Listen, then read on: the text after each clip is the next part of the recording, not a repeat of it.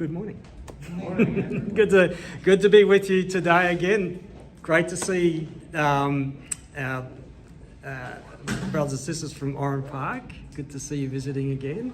And it's my pleasure to be able to speak to you this morning.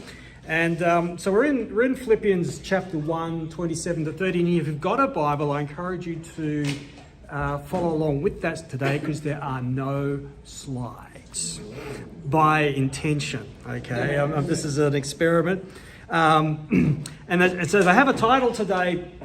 It's called the title of the sermon today is called "The Worth of the Gospel." The worth of the gospel. And I'm going to be asking you a few questions, which I'll want answers for. Okay, so just that will come a bit later. So I'm just preparing you for that. So the context of our passage today is that, as we know, Paul is in prison, and he's writing this letter to the Philippians, and he's thanking them for a gift that they gave him, but also he's wanting to encourage them. The gospel's advancing, and he's saying, I'm locked up, but don't you be dismayed by that. Don't you be afraid because of that. I'm rejoicing, and so should you. That's where he's coming from. To live as Christ, to die is gain. There's some amazing attitudes that he has. And I can't wait to be with you again, he's saying to the Philippians. So let's go ahead and get into our text. Philippians 1 from verse 27 to 30. Whatever happens, conduct yourselves in a manner worthy of the gospel of Christ. Then, whether I come and see you or only hear about you in my absence, I will know that you stand firm in the one Spirit, striving together as one for the faith of the gospel, without being frightened in any way by those who oppose you.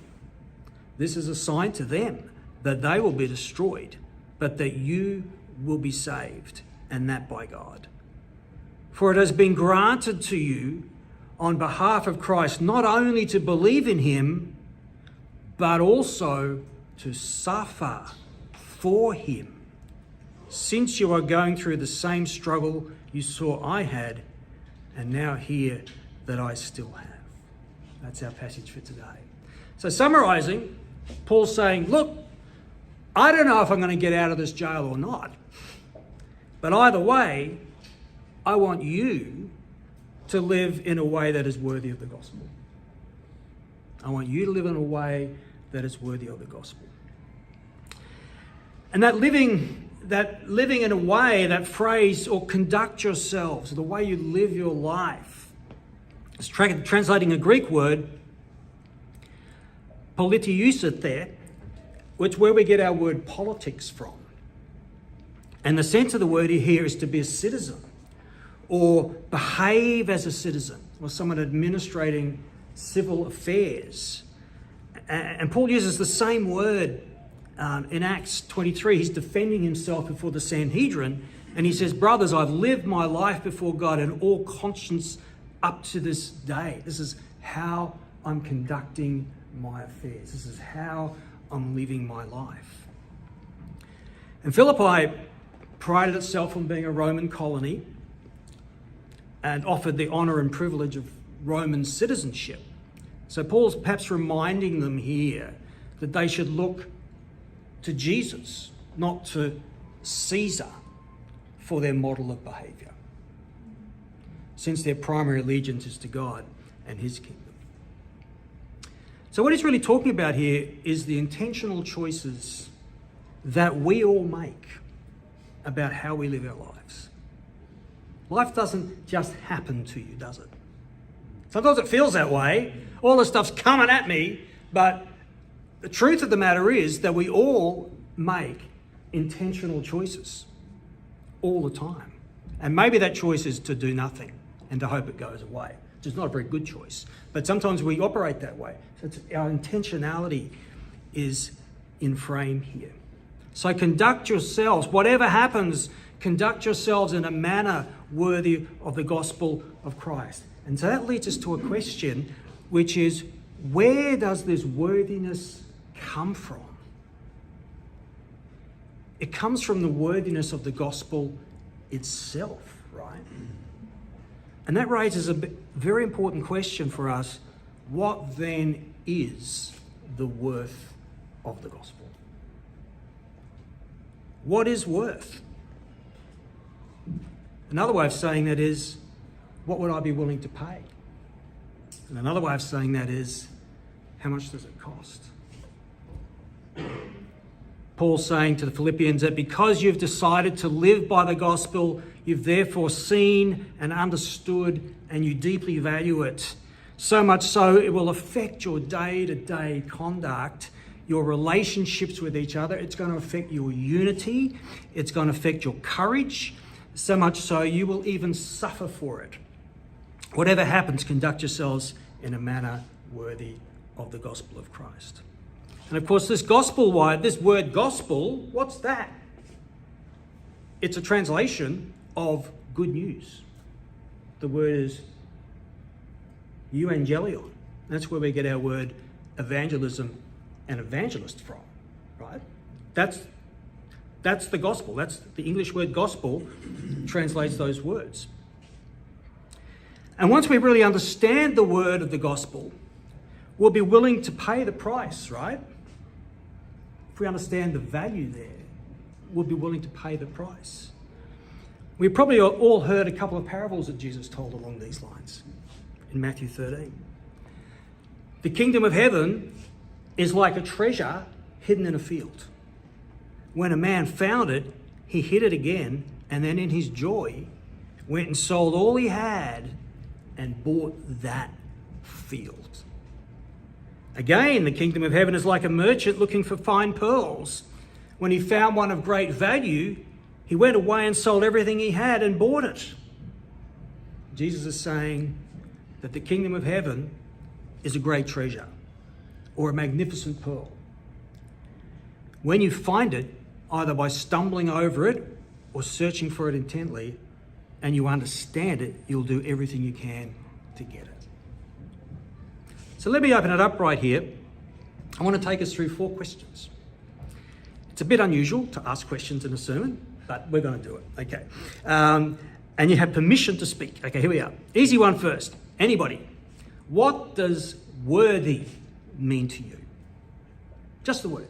What does worthy mean to you? If something is worthy, what is that saying about it? Anybody? Good enough. It's good enough? Is it more than that? Is it just good enough? What does value? It has value. Okay, it has. Deserving. It's deserving. Yeah. It meets expectations. It meets expectations, or maybe even exceeds expectations sometimes. Right? What does worthy? So we understand worthy. Very good. Question number 2. In what way then is the gospel worthy? We understand what worthy is.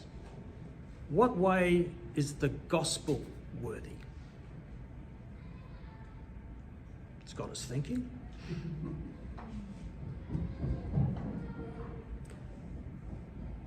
Paul talked about something being worthy of the gospel. What way is the gospel worthy? Is it worth having? Is it worth hearing? Why? Why? Leads to salvation. Okay, there's salvation attached to it. Is that worth something? It is. Truth. There's truth. Is that worth something? It is. A lot better than living in a lie. Anything else?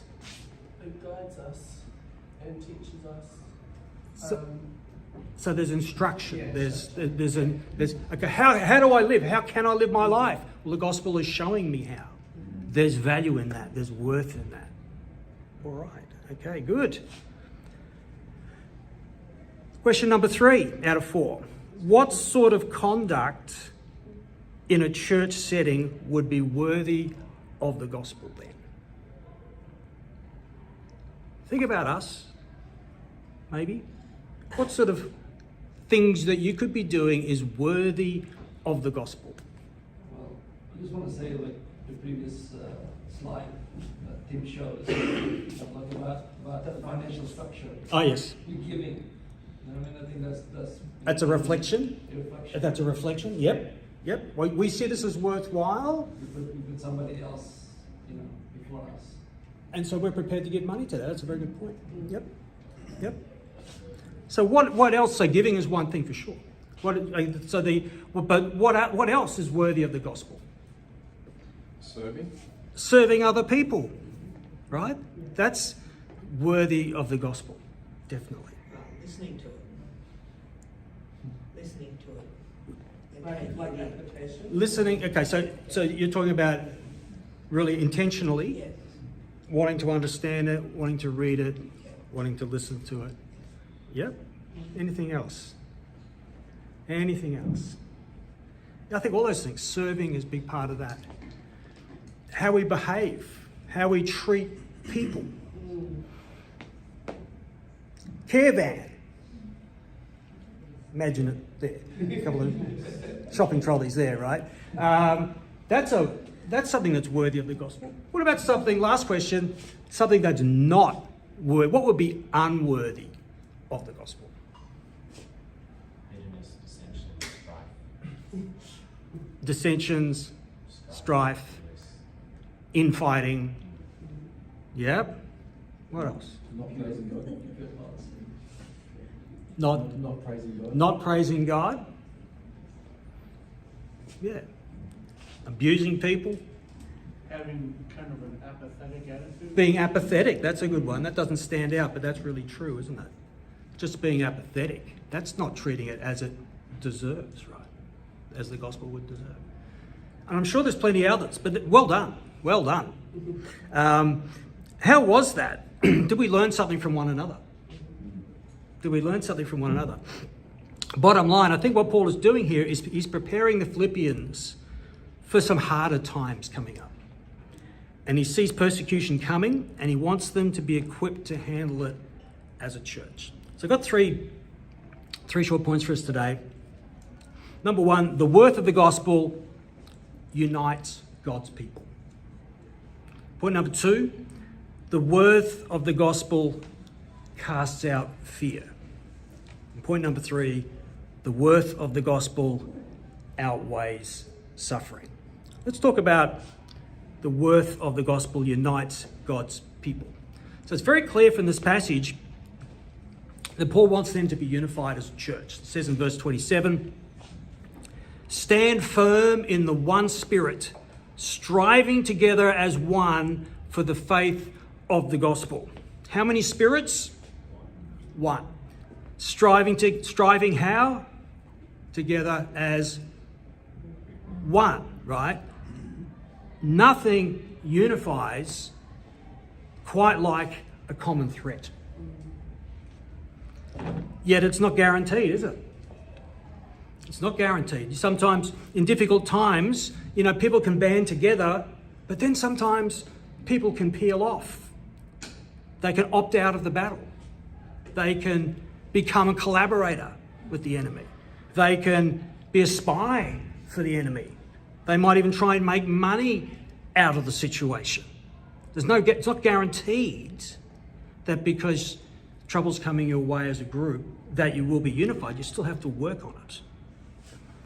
An example of this, I think, is the story of, it's one of my favourite stories in the Bible, the story of Nehemiah in the Old Testament.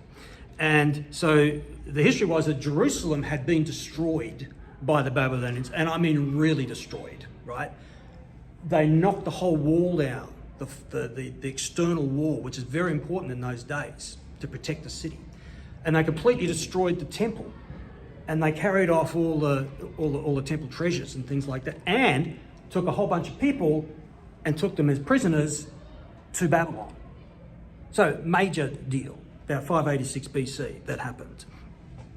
And then actually the Babylonians themselves were taken over by a later empire, the Medo-Persians, had a very different attitude. Nehemiah was a Jew, he was the cupbearer to the king, and basically the king said, hey, Nehemiah, why don't you go back to Jerusalem and rebuild the wall? Okay. So off he goes. This is about 130 years after the destruction. So Nehemiah goes back to Jerusalem, and his job is to rally the people to rebuild this wall. He has to get them unified. And so he organised them, he stationed them in family groups. Here, you fix this bit, and your family's working on that gate there, and you're next to them, and you're working on this part here. And he kind of organised the whole thing.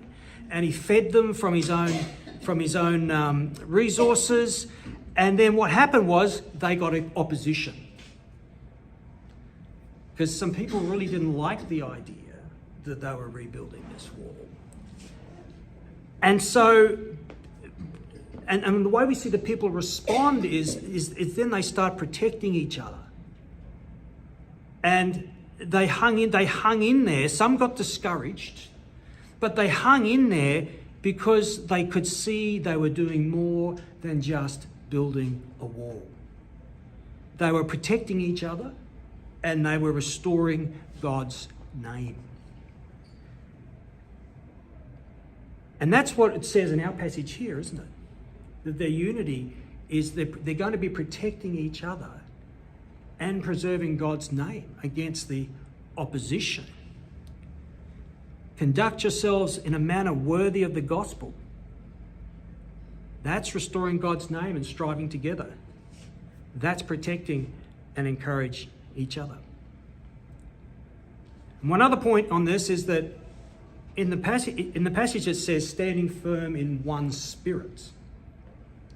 And remember that when you were baptized into Christ, God gave his Spirit to dwell in you. And that's the same Spirit for all Christians. So provided we listen out for the Spirit's guidance, we'll be led down the same path towards unity, not towards division. Because where there's divisions, factions and envy, as Jake was saying, stuff like that, are you listening to the Spirit? No. What are you listening to? Sinful nature. Where there's love, joy, peace, patience, kindness and service, are you listening to the sinful nature? No. You're listening to the Spirit. Yes. That is, the worth of the gospel unites God's people. Point number 2. The worth of the gospel casts out fear. Let's look at verse 28. It says, without being frightened in any way by those who oppose you. So Paul's saying there's some opposition coming. I can see the storm clouds on the horizon or something. And he says, and he's encouraging the church. He says, don't be frightened in any way by those who are opposing you. In fact, here's a whole different way to think about opposition. You not being frightened shows how wrong they are, because the gospel does away with fear. Now, fear and anxiety are part of being human, right? Paul's not saying you shouldn't feel or experience fear. He's not saying that. The point is to not be ruled and controlled by your fears, and to be able to grow through our fears. And let me illustrate with a couple of examples. Disciples in a boat on the Sea of Galilee, Matthew 14. Shortly before dawn, Jesus went out to them walking on the lake. When the disciples saw him walking on the lake, they were terrified. It's a ghost, they said, and they cried out in fear. So there's Jesus' disciples. What were they? Terrified in fear. And they're Jesus' disciples, right? And we see their response in that moment, and it would have been pretty terrifying. Can you imagine it? You're on a lake at night. That's a bit weird to start off with, right? And then you see this figure kind of just somehow moving. You think, what is that? You can hear the water just lapping by the boat, and you just don't know what's going on. It would be pretty scary, pretty freaky, very spooky, right? That's their response in the moment. But look at how Jesus responds. But Jesus immediately said to them, take courage. It is I. Don't be afraid. He didn't want them to remain in their fear. Second example, the woman subject to bleeding for 12 years who touched Jesus in the crowd. This is in Mark 5. And so she'd had this terrible affliction. She'd spent all the money on doctors. No one could fix her up. Socially outcast, everything. Terrible. And Jesus is in town this day, and she's saying to herself, if only I can just touch the hem of his garment, I'll be healed. That's what she believed. And so there she was, mixing it up with the crowd, and maybe people were looking at her, and what are you doing here? And then she touches the garment, and Jesus said, "Who touched me? Who touched me?" And she didn't answer right away. And the disciples said, "Oh, come on, Jesus. There's millions of people here. What do you mean, who touched you? You know, everybody's touching you." He said, "No, someone touched me," and power went out.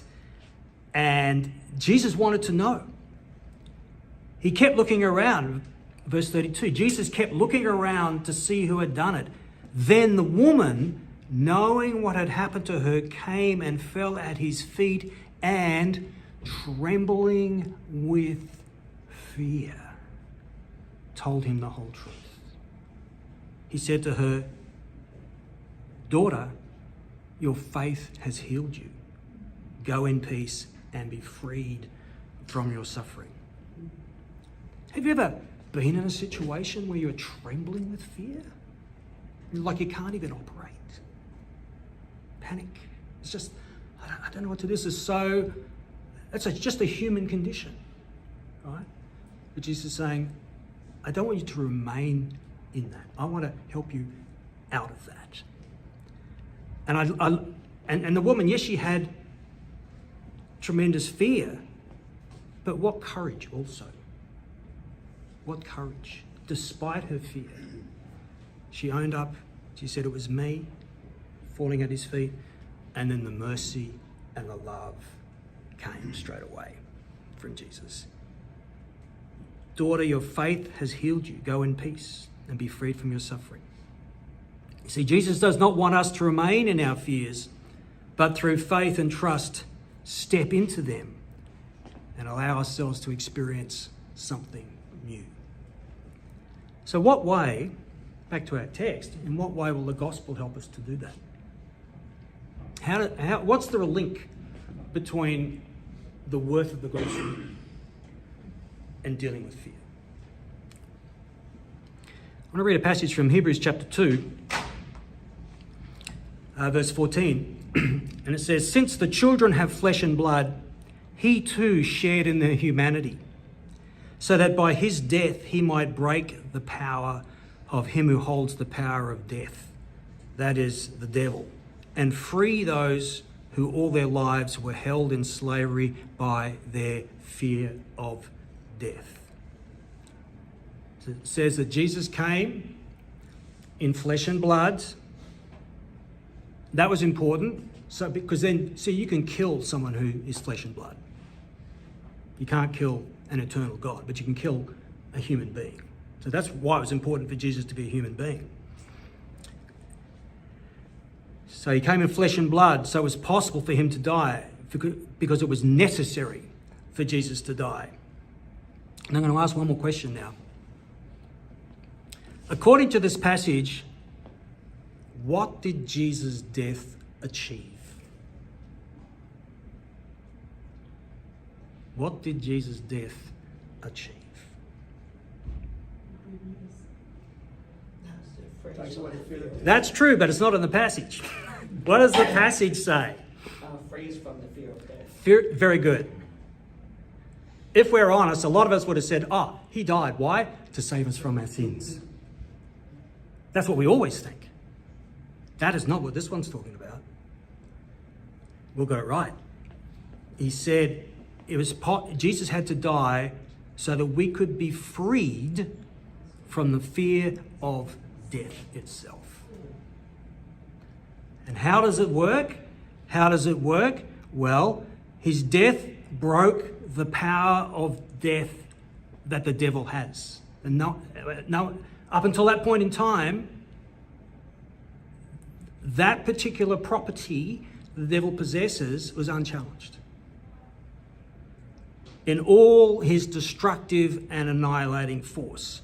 And the resurrection of Jesus proved that that power had been broken. And that's the hope in which we live.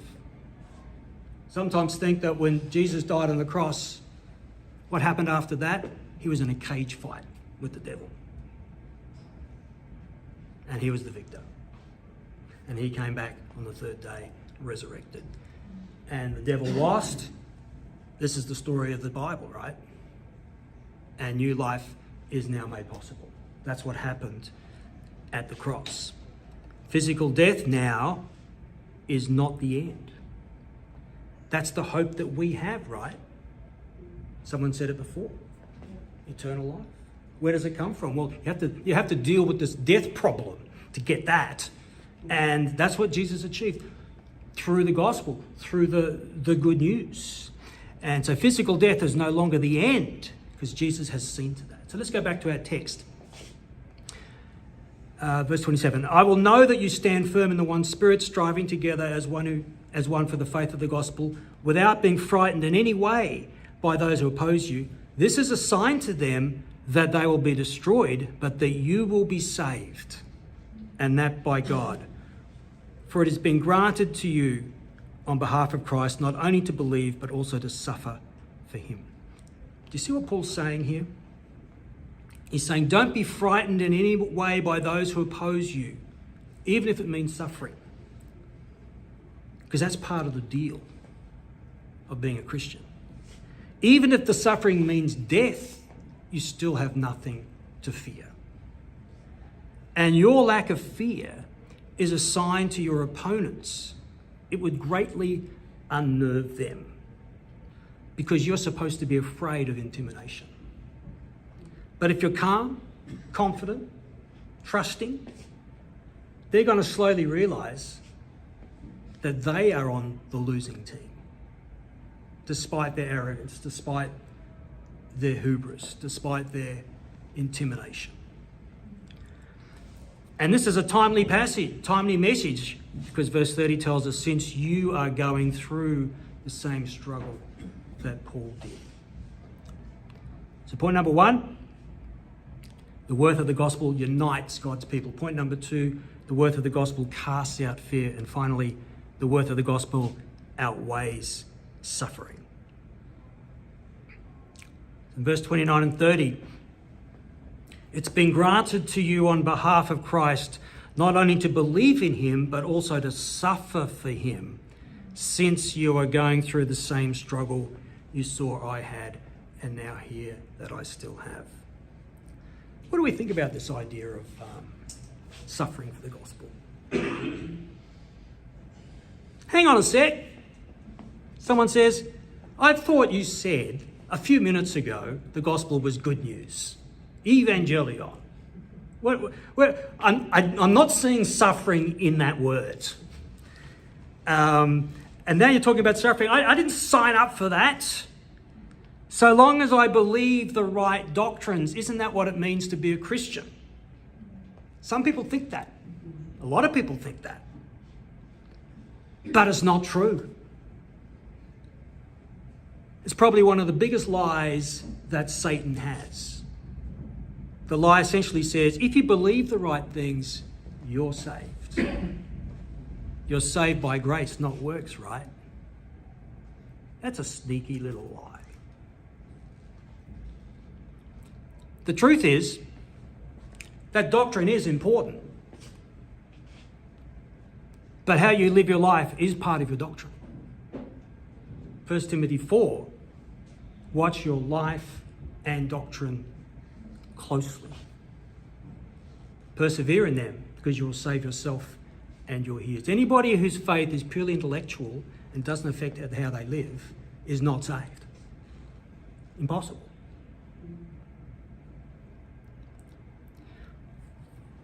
So what attitude should we have towards suffering then? Or here in the passage it says, "For it has been granted to you on behalf of Christ, not only to believe in him, but also to suffer for him." It's coming across that suffering is a privilege. It's been granted to you. It's a privilege to be suffering. To not only believe, but to suffer also. Wow. And not only that, later in Philippians we find out that there's joy to be had in suffering. Now we're getting really weird. But you might remember Paul and Silas in Acts 16 in a jail one day. What city were they in? Where was the jailer from? Philippi. Same city, right? What had happened to Paul and Silas? Put in stocks and whipped. And what were they doing in jail? Praying and singing songs. Maybe it was the blues. I don't know. But, you know, there's an aspect of joy that comes with suffering. This is kind of weird, right? And the third thing is, as Christians, when it comes to suffering, is don't retaliate. Love your enemies and pray for those who persecute you, Jesus says. That's love. That's love rather than domination of others. Pray for our enemies, not tear them down. That's a very different way. That's the Christian way. Because remember, when you suffer, you're walking the same path that Jesus walked. In conclusion, we've talked this morning about the worth of the gospel and what it means to live lives worthy of it. It means the gospel should be impacting our lives every day and be determining how we live. We talked about the worth of the gospel unites God's people. The gospel results in our standing firm and unified, striving together as one. Secondly, the worth of the gospel casts out fear.